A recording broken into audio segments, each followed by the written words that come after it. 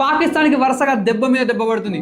మొన్నటికి మొన్న బలూచిస్తాన్ మాకు సపరేట్ దేశం కావాలని ప్రొటెస్ట్ చేస్తుంటే ఇప్పుడు ఆ లిస్ట్ లో పీఓకే కూడా ఏరింది. పాక్ ఆక్యుపైడ్ కాశ్మీర్ లో కొన్ని వేల మంది రోడ్ల మీదకి వచ్చి పాకిస్తాన్ అగేన్స్ట్ ఫైట్ చేస్తున్నారు. వాళ్ళు ఇన్ఫాక్ట్ ఇది ఇట్లా కొనసాగితే మేము ఇండియా హెల్ప్ కూడా తీసుకుంటామని అంటున్నారు. అసలు స్టోరీ ఏంటంటే పీఓకే అనేది హిమాలయాల్లో ఉండడం వల్ల దీంట్లో ఎక్కువ రివర్స్ పారుతుంటాయి. అండ్ దీన్ని చూసిన చైనా పాకిస్తాన్ ఎకనామిక్ కారిడార్ అనే ఒక ప్రోగ్రామ్ కింద ఇక్కడ వచ్చేసి హైడ్రో ఎలక్ట్రిక్ ప్రాజెక్ట్స్ కడుతుంది.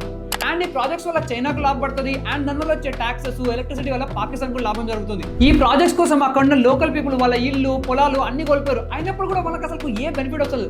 ఎందుకంటే అసలు ఇక్కడ ఎలక్ట్రిసిటీ ప్రొడ్యూస్ చేయడానికి పర్ యూనిట్ కి సుమారు ₹2 వరకు అవుతుంది బై. కాకపోతే వీళ్ళకి అదే ఎలక్ట్రిసిటీని ఆల్మోస్ట్ ₹35 to ₹40 అమ్ముతారు అన్నట్టు.